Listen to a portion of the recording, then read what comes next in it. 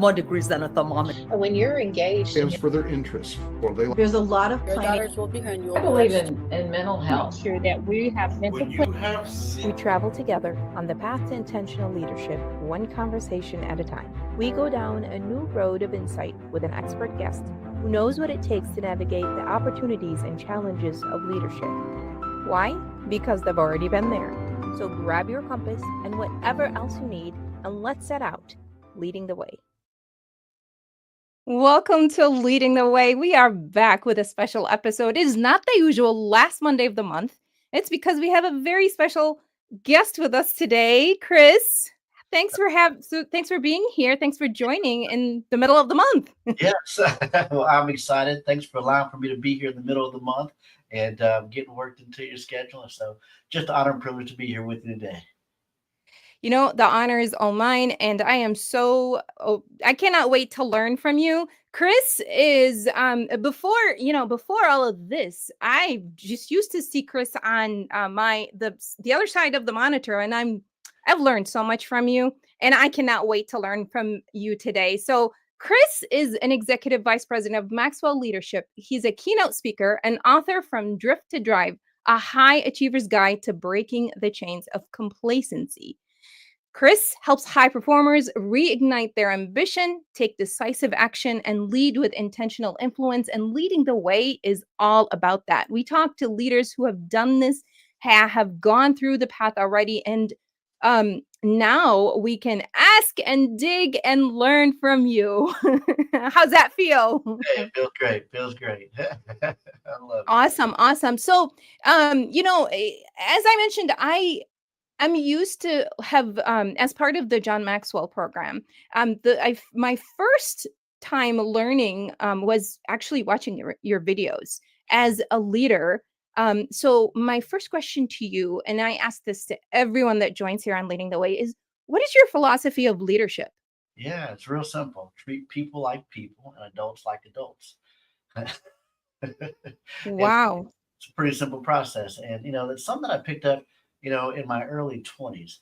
In my early 20s, I was had became a sales manager inside of an organization. And that's when I had really begun to dive into John Maxwell principles.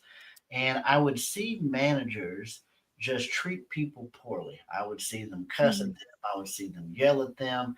And they didn't treat people like people, nor did they treat them like adults. And so as I was learning leadership through the books, as I was leading in reality, that just kind of evolved, and I found that people came along with me if I treated them like people. We value all people, and if I treat an adult like an adult. If I began to treat an adult like a kid, well, that's not going to lend itself to me leading that individual very long. And so over the years, if I've really had to boil it down of a leadership philosophy, it's really simple. Treat people like people and adults like adults, and you will lead well. I love that. And I don't think I've heard that definition about leadership from someone before. And I completely get you. And I think, and I just want to dig a little bit deeper into this because, it sounds so simple that maybe too simple for people to understand. What does that mean? Because I'll tell you something. I was doing a panel a few months ago, and we were talking about leadership and management. And to me, and I don't know if you agree, managers are leaders. They are leading other individuals, and they are leading the process. They are leading whatever it is they're doing. But there seems to be a disengagement that some people don't think that managers are leaders. So Right. What does that mean? Why? What do they do? How do they treat people as people? Right. Well, let's go back and kind of just untangle some of the language that you just used there. Management itself. So leadership is about people. Management is about processes and systems. And managers are leaders if we go back to how John Maxwell defines what leadership is. John Maxwell defines leadership as influence, nothing more, nothing less. So being a manager just means that they have a title. Okay.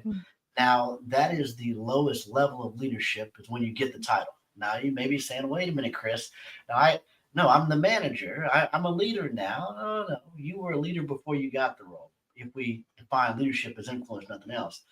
See, when you get the title, it's the lowest level of leadership because at that level, people follow you because they have to, not because they want to. All right. And so Mm. the question that you have to ask yourself is that when they clock out at 5 o'clock and they walk out those doors, how much influence do you have in that person's life? Right. If it goes from 8 to 2, well, you're not a leader, even though you have a management position. Right. And so if you don't have the position and you have influence in a person's life beyond the clock, well, you're a leader. So we all have a level of leadership, but management itself, that's really about processes and systems. But again, remember, that's the lowest level of leadership because at that level, people follow you because they have to, not because they want to. Yeah. And now let's go back to the second tier of that question is how would they treat people like people Yeah. in your definition of leadership? Yeah, so it's really just getting to know people.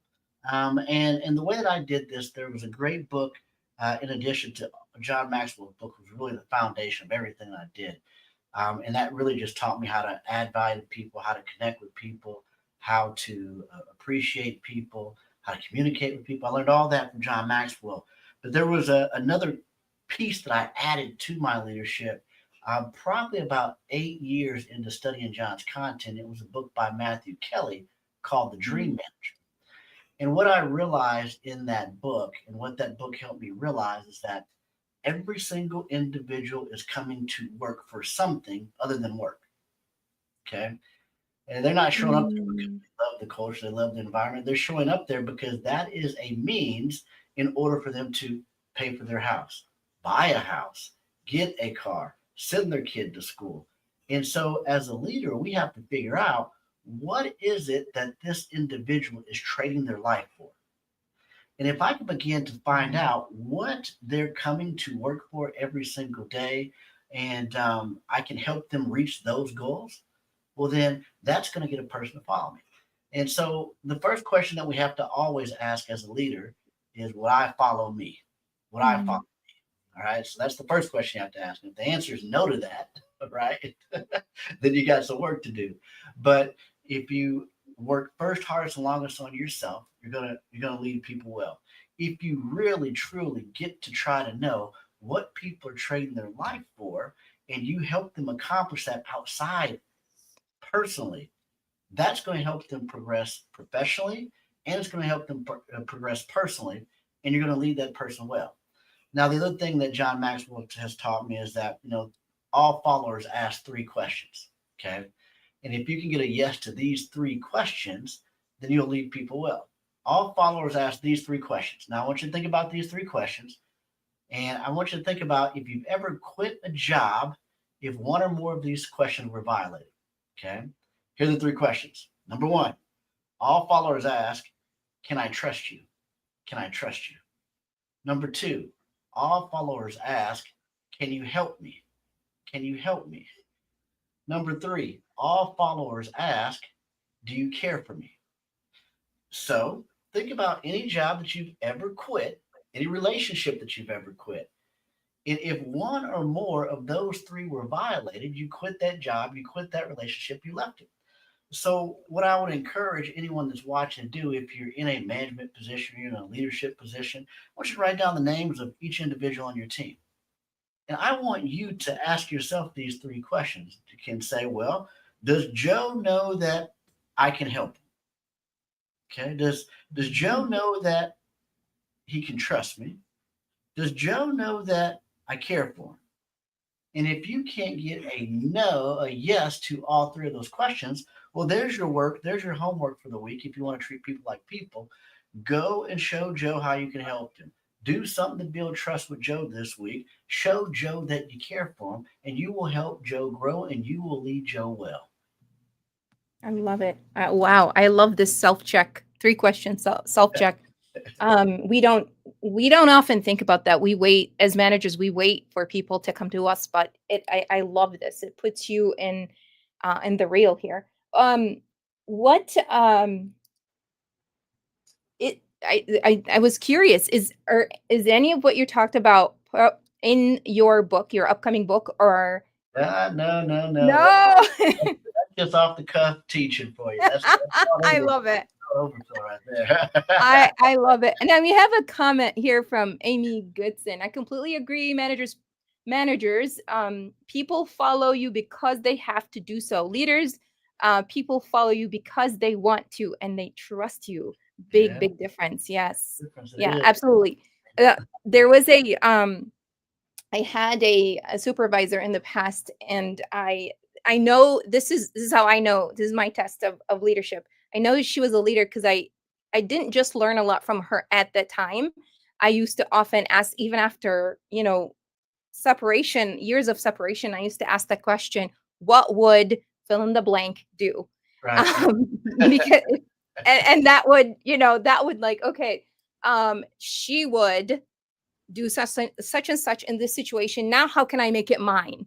Right. And I learned so much from this person that I consider her, a true leader, because even years after, there is still influence left behind, like the definition of John Maxwell. Yeah. So, but what you've done right there is what a lot of people do, and that's really all they do to develop their leadership skills. Is that they look at somebody that led them well, and they say, well, what would blank do? Or they work for someone so bad, they would say, well, when I get the role, I'm not going to do that. And then that becomes most people's leadership experience. But leadership is a learnable skill. It's a learnable skill, and you can learn how to lead. It's not something that you're born with. It's not something that's just based on title. It's something that can be learned. And I mean, that's why I love so much what you do with DISC.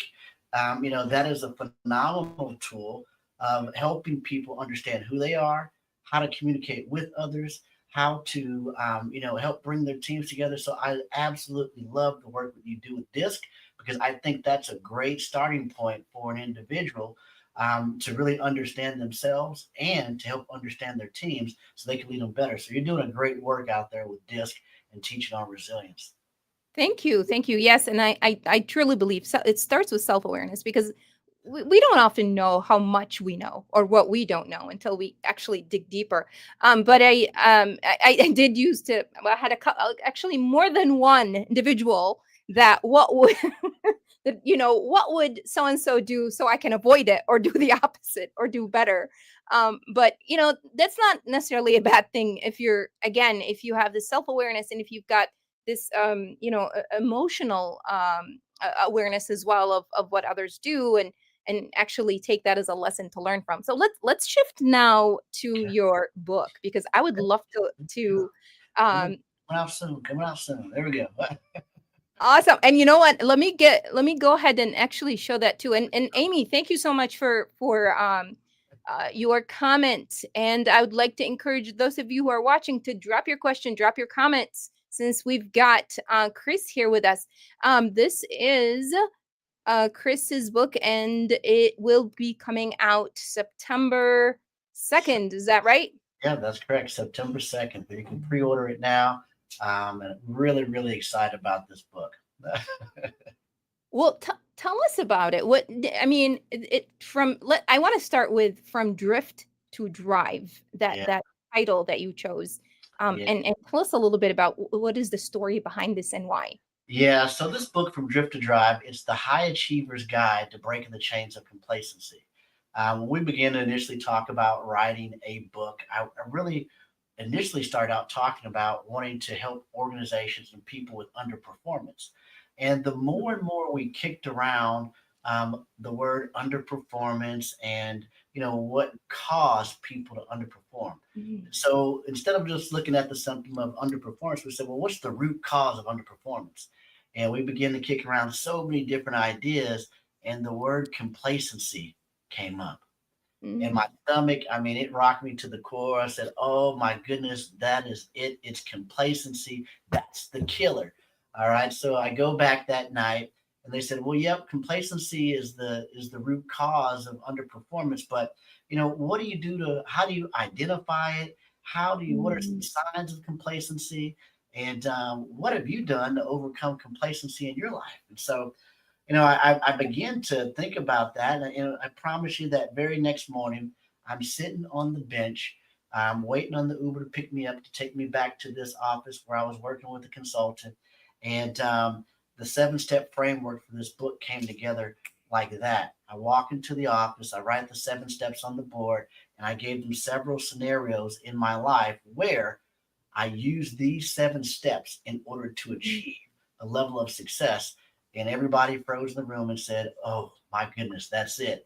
And so, that was the basis of it. Of course, then I had to go do the research. We had to really go deep dive into, is complacency really impacting people? What are the signs of complacency? And how do we really flesh out these 7 steps? And that's what we do in the book.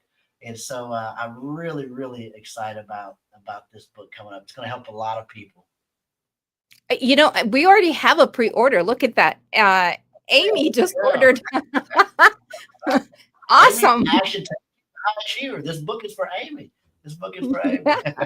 Amazing. You're quick, Amy. This is awesome. This is amazing.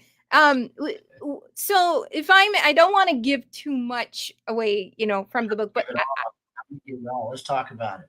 Yeah, because now you made me curious. The 7 steps, first of all, and how do you identify complacency? And what's your experience with okay, too many questions. Let's start with one. How do I identify complacency? Well, first, let me redefine complacency, how I redefine complacency in the book. Because when we hear the word complacency, we often kind of shrug it off, and I'm not a complacent person. We shrug that word off.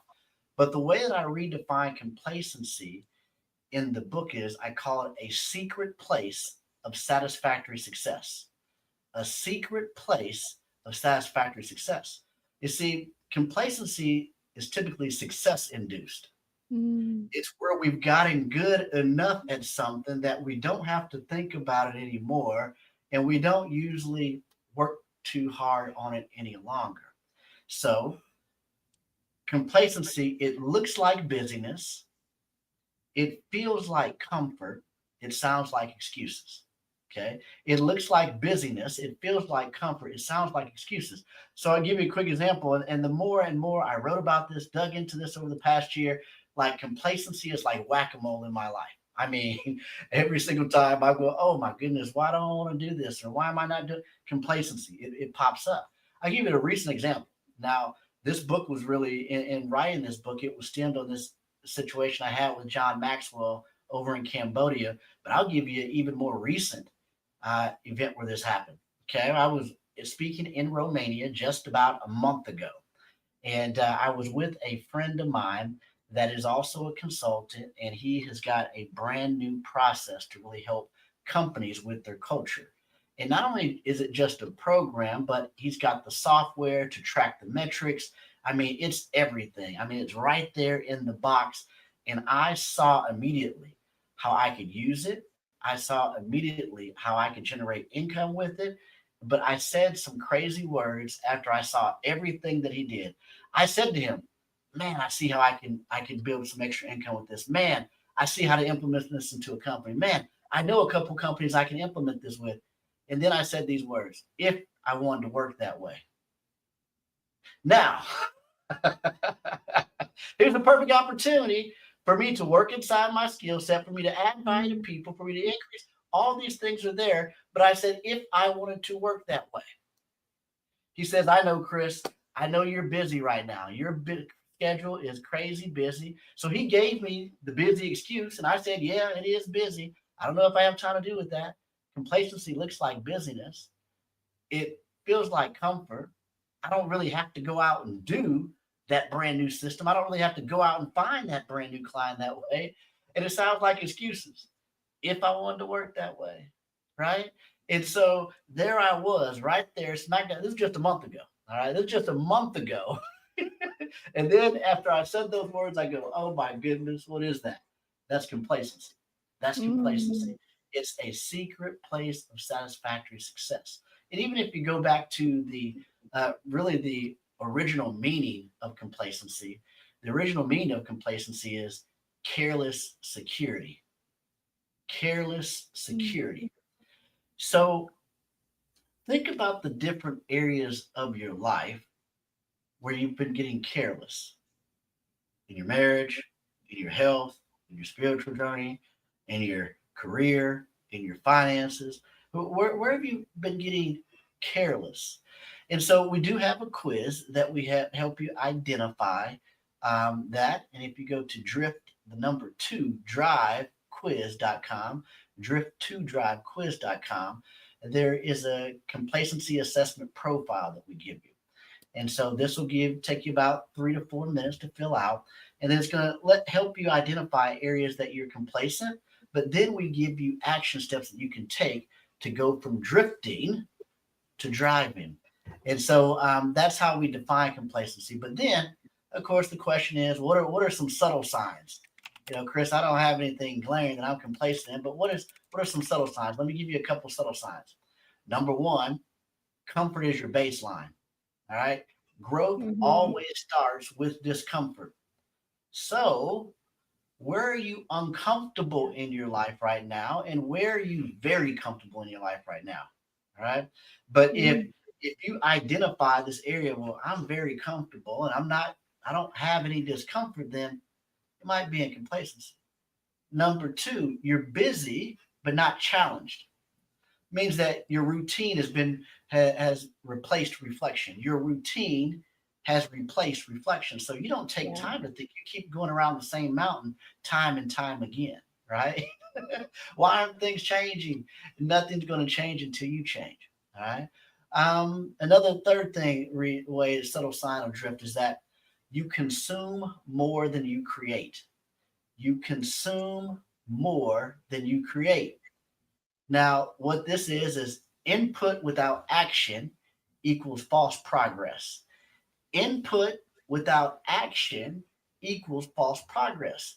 So a lot of times we think that, I'm not being complacent. I watch videos all day long. I read books all day long.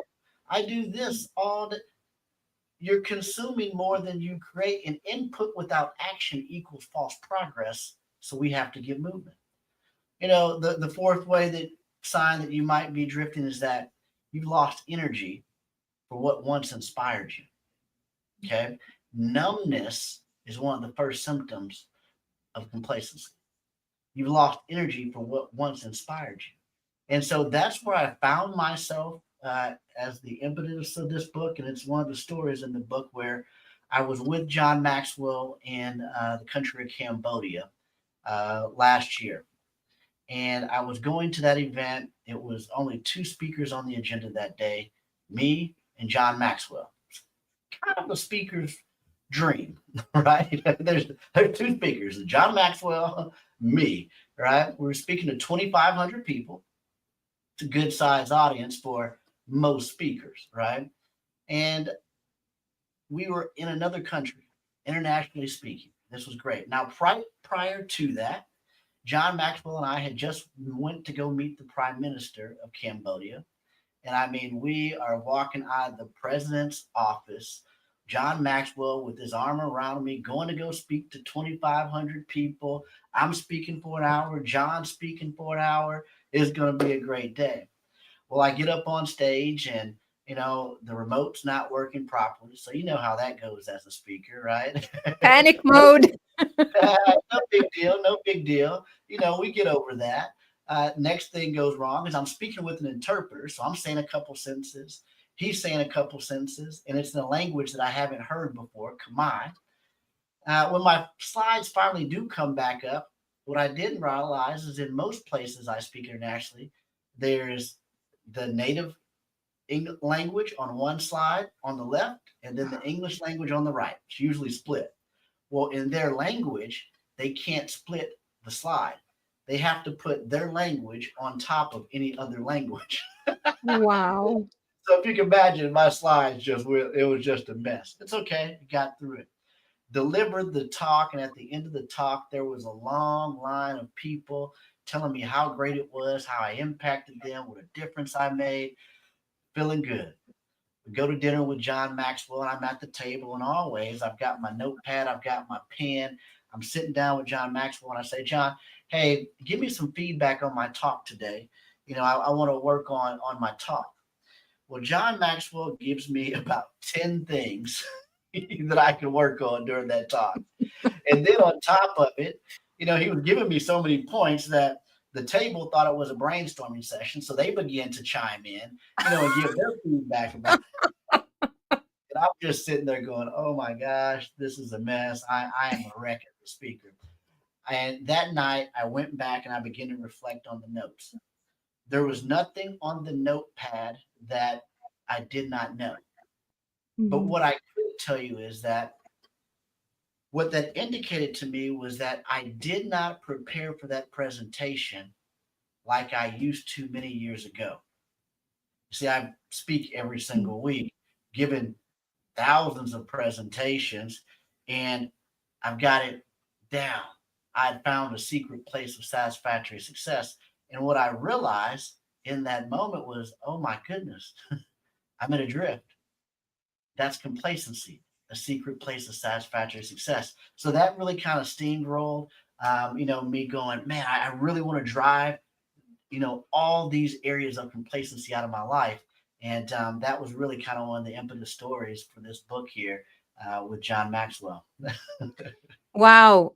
It but it took some reflection for you Yeah, to identify your place. It took not just the perspective of others who watched you, but also you reflecting. A lot of us could actually get the notes, hear other people say that this is what we need to work on, look through yeah, the notes, and still say, "Yeah, but I'm working on this. Yeah, no, I don't think they got this point." Right? right, right. Oh yeah, oh yeah. It it took, it takes reflection, and it takes, I think a will to say, yeah, to identify, well, they're the audience. They're Right, always right. right. Right? And and if they see, it's kinda like the customer's always right. Yeah, they Um, are. But and don't get me wrong here. So here's what I want you to understand about that moment. The line of people, the customers were right. Okay, so yeah, it was good, yeah, but it wasn't my potential. John Maxwell was speaking to me from my potential, not from where I was at. right. And so for the masses, as a communicator, it doesn't take me very much preparation to bypass the Mhm. average ear. But what shifted there was I was asking feedback from one Mhm. of the top ears on the planet from hearing communicators. Yeah, All right. So the yeah, masses, yep, I could get past yeah, could have got past them and I could have done that. But I knew that I had one of the very best of the best communicators on the planet right there with me. And I wanted to open up and say, hey, take a mhm, look at me, give me that feedback, and being open to that to pull me towards my potential. yeah, Because the crowd, an untrained ear, you can begin to believe your own press and begin to believe the audience itself. But I know that there's more potential. And so John Maxwell was speaking to me, and that table was speaking to me, not from my place, but from my right. potential. So then what is your advice to people who are, who are speakers who get, similar feedback, but maybe refuse to hear it or refuse to believe it? Yeah, well, I mean, that's a secret place of satisfactory sense. That's complacency. And Mhm. so I know that when I got back, for years, I've worked with Roddy Galbraith, incredible speaking coach. I send Roddy Galbraith my video footage. He gives me feedback on it. When I speak at events, he gets that. But I turned it up a notch when I got back home, from that and getting that feedback. I started working with a top comedian to give me feedback because to work on some of those pieces and some of those perspectives. Just last week, I was working with another speaking coach that was helping me work on formatting and framing. And so, continuing to really allow for people, no matter what I think my level is, I know Mhm. that I'm nowhere near my potential. So if you're a speaker or if you're a communicator, like there is more potential for you. And so you have to really open yourself up to get that feedback. And it's hard. I mean, it's hard Mhm. watching video myself. We'll take this podcast right here. Not only will I have somebody review it, but we'll also run it through AI to give us feedback on grading it and coaching it. And we'll take this feedback and go, okay, I need to shift here, or I need to do this. But I want to continuously work at it just like I'm a professional athlete. right? They don't stop working. They don't stop training. The same thing applies to us as communicators. We have to work on the skill. It's a gift for a lot, but there's a skill set that has to be developed and honed, and you can make the most out of your gift if you truly focus and get intentional about developing that gift. Yeah. And you've been doing this for how long, Chris? A long time, about 15 years professionally. And meaning I've been getting paid for 15 years. you know what? You've been adding value for 15 years, regardless of, when you get paid. But you just mentioned that even after 15 years of being a professional speaker, being on huge stages, you're getting help from other coaches, which is Oh yeah. huge. And yeah, and talk about the importance of, having a coach, regardless of what you do. Yeah, it's regardless of what you do. And in fact, it's one of the 7 steps is having a coach or a mentor. It doesn't matter what you're trying to do. You want to work with somebody that's further ahead of you in that specific area. Now, this applies to everything that I do. I teach my kids this, and if I had to simplify everything for anyone listening today, you need 3 things in order to achieve success in any area of your life. You need knowledge. Okay, you got to have some base information. You need experience, means you need to do something with that base information, and you need a coach. Now, I've applied this in every area of my life. Anytime that I'm wanting to learn anything brand new, those are the 3 steps that I follow immediately. Like those are 3 realistically of the 7 steps. And we'll talk about the 7 steps here in a second. But I apply this to pickleball. What you would not know about is that I'm actually a certified teaching pickleball pro. Like I got certified. You go ahead. What? There's such a thing? Yes, I'm a certified teaching pro. Exactly my thoughts.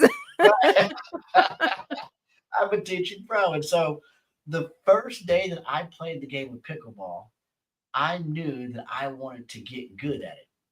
And so what I did was 2 days later, I was in a clinic with a group, with a coach, learning how to play the game. I then immediately after that 1 day clinic hired that coach and began working with that coach on a weekly basis in order to improve. Right. And so I needed knowledge, I needed experience, I had to be out there playing, and I needed a coach and a mentor. And guess what? That led to me winning pickleball tournaments. Yep, they're out there, they're live. Wow. That led to me, leveling in the skill level brackets. That led to me becoming a certified teaching pro. But that applies to every area of my life. I did the same thing with speaking, did the same thing with coaching, did the same thing with training. Mm. It doesn't matter what type of other businesses I did. I've done the same thing with real estate, right? No matter what, I've done the same thing with stock and stock options. Everything that I want to learn, I get the knowledge base, I do something with it, and I get a coach and mentor in that specific area. And Dr. Mary Seegers, whom you already know, she's actually watching as well. And she wrote it down: 3 things: knowledge, experience, and a coach. I love it. Thanks, Dr. Mary. Thanks for being here. Pickleball's the best game ever. I don't even know what that is. I'm not going to ask you about it. My knowledge with sports is I watch soccer. I watch World Cup when it's here every 4 years. Yeah. I know a little bit about, but that's it. And what you're, I mean, when you were talking about, when we first started talking about complacency and defining it, you really went back to that note. And you and I were talking before this podcast started about that note that I had in the back of my desk of learn a little, do a little. And I told you how much I love this note, how much it really, it drove me to work, to do things. And I did share that I don't have it written anymore because I've got it up here, because it got me up, it got me going, got me doing things. And I tell it to other people because I'm 100% believer in that you actually learn from doing as well. Because if you don't test things out, that you don't test the knowledge out, you'll never know how it turns out. But I absolutely love that. And I see that. Yeah, that's in the book there. is step Oh, I love it. Step 2 is gathering, learn a little, do a little. I love it. 2.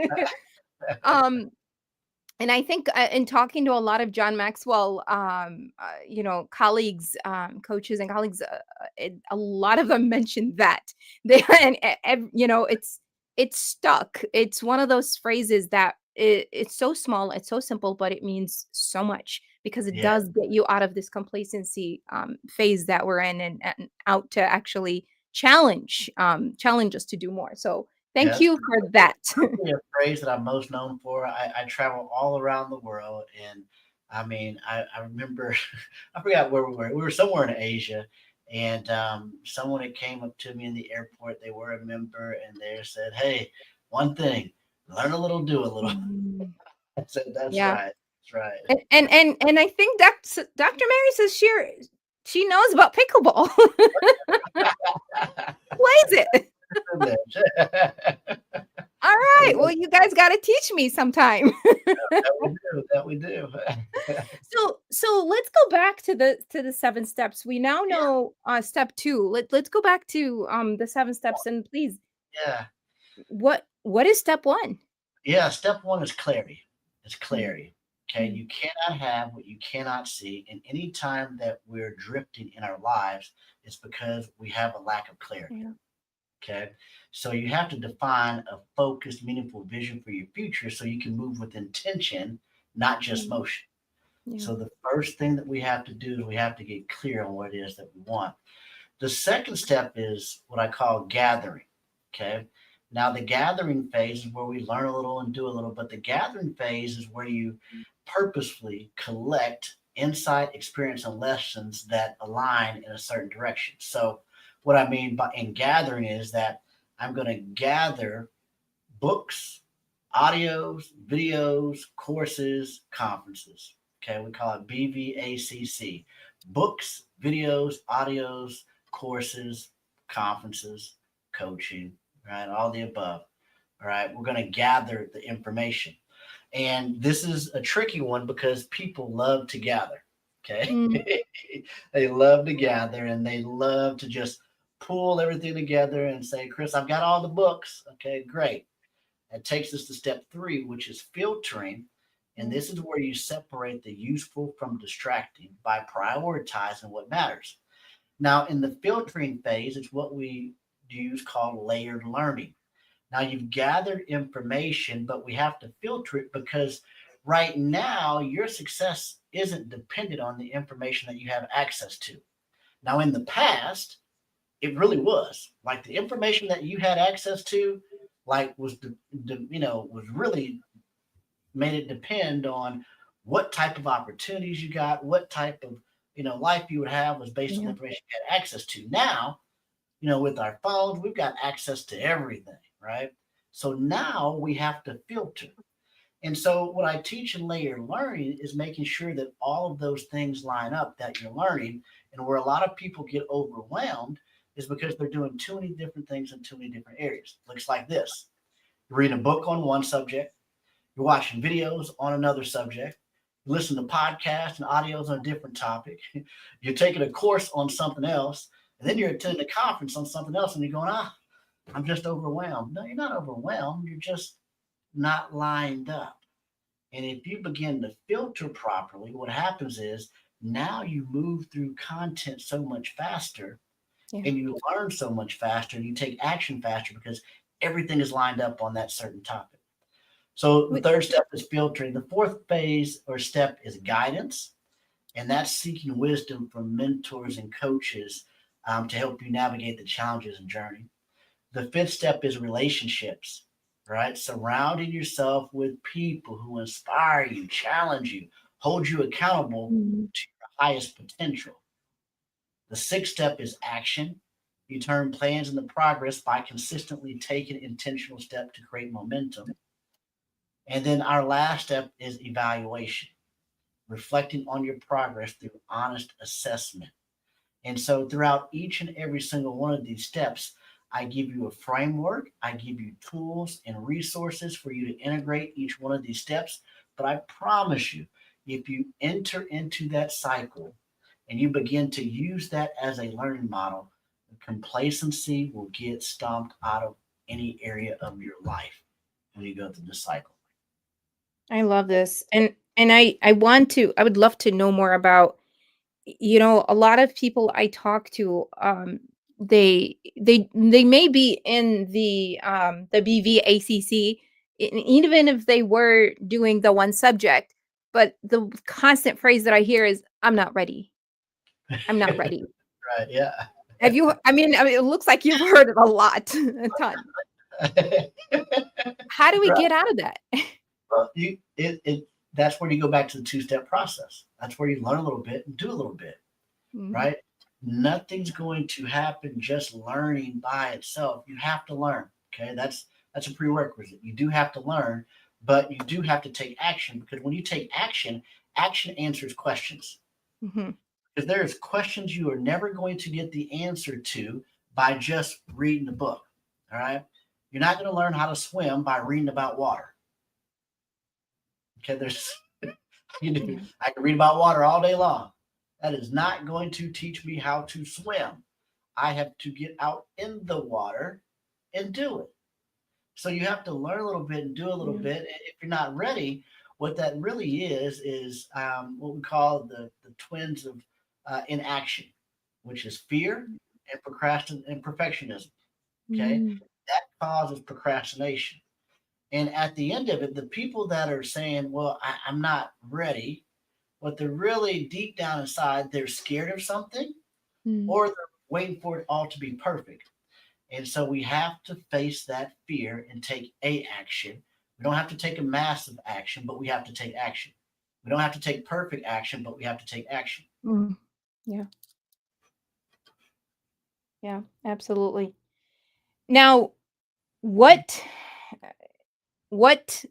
small step do you advise? I mean, and this goes back to the I'm not ready type of Yeah. personality. That it's it may be they're learning, it may be they're trying, and maybe they have the fear, maybe they are perfectionist and just want to wait for things to be just right before they can move on to um what is the smallest step somebody can take, and what do you, I mean, what do you call action?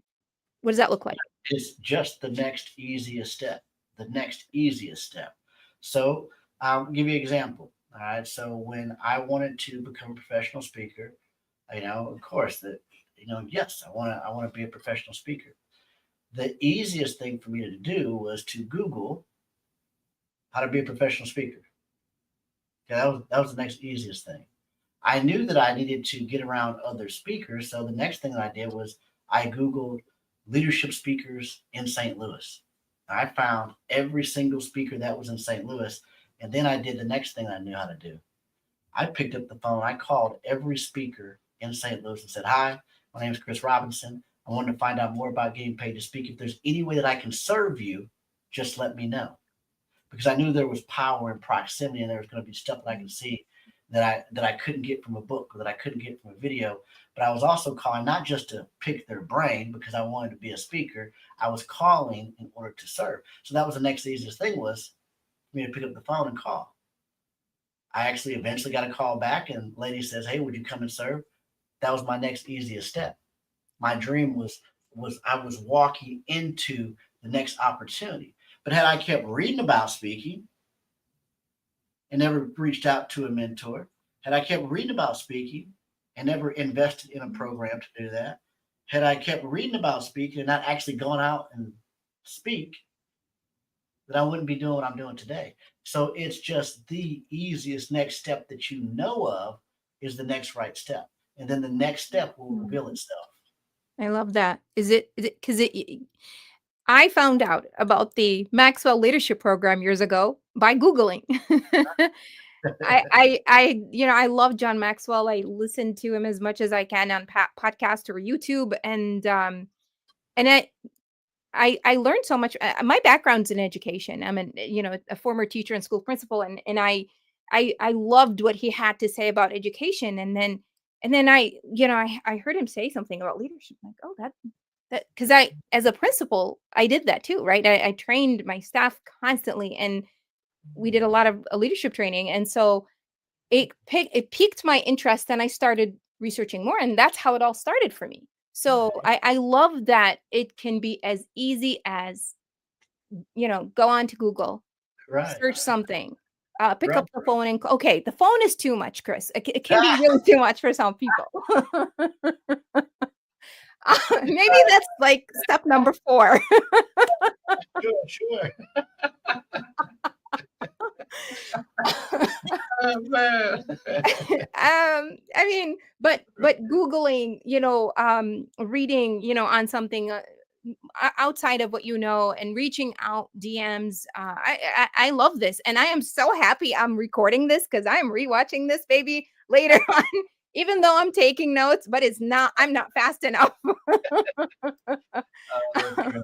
That's great. I love it. So I know.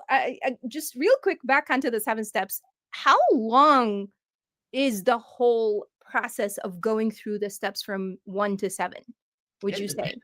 I mean, you could get the 7 steps done in a day or 2.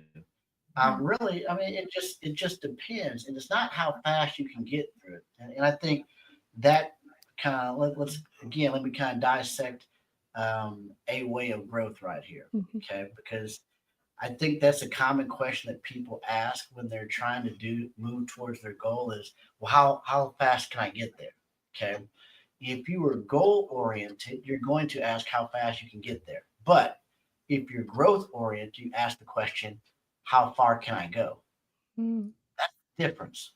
Okay. So if the 7 steps, if again, it starts with clarity.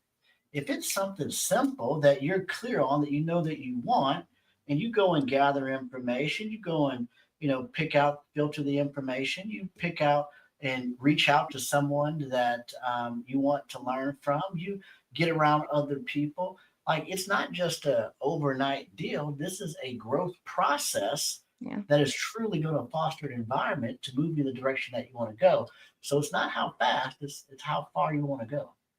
I love that. Yeah. And I mean, it is on people's minds. They hear, okay, how can I do? And I'm not gonna lie, I have, I'm a high I. And although there is a D there, but I always takes over, and it's just I want to get stuff done and move on to the next thing. So I have to get things in control. But it's really good, to know that it is not like you said, it's how much I can grow from this process. How much, what is the end result here? How much value can I add to myself and to others from all of this? So I needed to hear that. I need to hear that confirmation.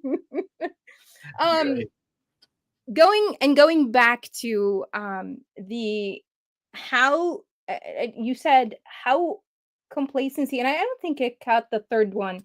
It looks like busy. Complacency looks like being busy. It feels Good like point. comfort. And it sounds like excuses. Oh, that one. That did not get. Sounds like excuses. Right. Um, Yeah.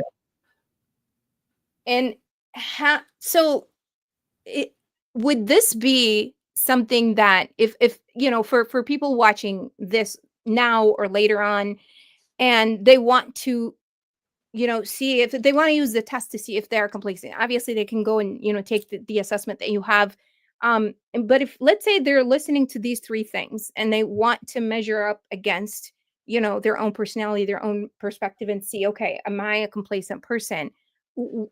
Would that be a place to start?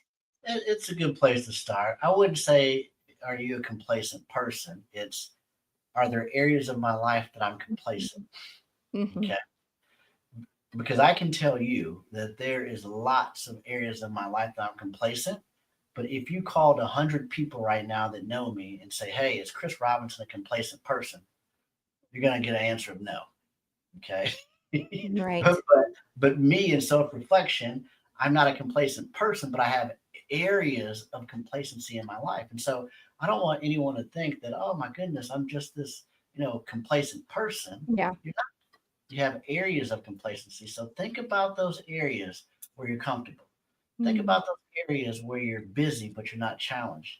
Think about those areas when you say later more than you say now. Think about those areas where you consume more than you create. Think about those areas where you avoid friction and feedback. Think about those areas where you lost energy for what once inspired you. Think about those areas where no one is holding you accountable. Okay. Because drift loves privacy. It loves it. Yeah. We love to quit on ourselves. Yeah. We love to set a low bar for ourselves, and that's what we do. So those would be some things I would say to ask yourself if you want to kind of self-assess. But the quiz is free. There is no strings attached to it. It is just, and we give you action steps that you can take to get control back of the wheel. I love that. And thanks for the correction. It's a complacent, you may be complacent about something in your life, but you may not be a complacent person.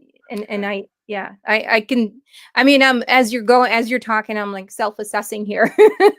um, Simon Sinek actually just reminded me, he says something, in one of the podcasts, he talked about, I do not recall the words word by word, but he says something like, "I would rather fail at something big than actually do something small and feel good about myself." And I'm like, okay, wow, that is a lot to unpack there and think about. But I see that, and now I'm connecting the dots with with Right. what you're saying.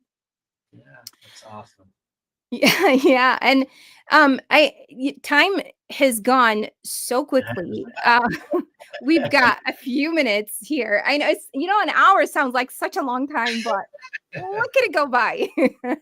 It's been great talking to you, Chris. Before you leave this platform here, what advice would you give to somebody who has something to accomplish? They have a dream, they've got this great idea, this creative idea maybe, and they want to get started. And what would you say? Where can they get Yeah, started? yeah, real simple. Get started. Get started. You know, I think it really goes back to step number one. It's getting clear on what it is that you want. A lot of overwhelm or a lot of not moving in the direction of what you want is because of a lack of clarity. So on a simple piece of paper, just a blank note Mm, paper, at the top of it, just write one question. And one question would be, what do I want? Right? Get clear on that, because mm, when you can remove all the other clutter of life that's happening and you get clear on what it is that you want, it's a pretty short list in most cases from what I've found. Is it's if you really say, hey, what do I want? And then now once you're clear on that, you begin to move and put your energy, attention, and time yeah. into moving towards what you want on that blank sheet of paper, you move towards it so much faster. And so simply asking yourself, what do I want? Get clear, and then you'll start to move towards that goal, dream, or vision. I love that. And then take the smallest step that you That's can your, think of. yeah, that's correct. That's I love correct. it. As Yeah, simple as Googling something. I that's really love this. yeah, It sounds so simple that anyone could do it. yep. Anybody can. Anybody can. And so this book, From Drift to Drive by Chris Robinson, is coming out September 2nd. Do not miss out, because I know we talked a little bit about this here, but there's so much more to unpack. Pre-order button is on the website, and you can get your copy after it comes out. And I'm gonna be one of the people who will be, definitely ordering mine as soon as we're done here, because I've got so much to work on, Chris. We all do. We all do. If we're honest. Thank you so much for being here. Thanks for joining, leading the way, and for adding to our, to our time. And I've learned so much personally from you. And I know everyone watching and everyone who has ever listened to you or heard you speak, I've learned so much from you. Thanks for being here and for adding more, pouring into us today. Oh, thank you. Thanks so much for having me. And thanks for those of you who joined us. Don't forget to follow, subscribe, and come back, because I have another speaker, Mohammed Shandu, is joining us the last Wednesday of the month. And he is breaking down taxes for small business owners. And we know we all need to hear about that. Thank you for joining and have a wonderful night. I have more degrees than a thermometer. When you're engaged, stands for their interest. Or they There's a lot of Your planning. daughters will be heard. You I believe in mental make health. sure that we have mental We travel together on the path to intentional leadership, one conversation at a time. We go down a new road of insight with an expert guest who knows what it takes to navigate the opportunities and challenges of leadership. Why? Because they've already been there. So grab your compass and whatever else you need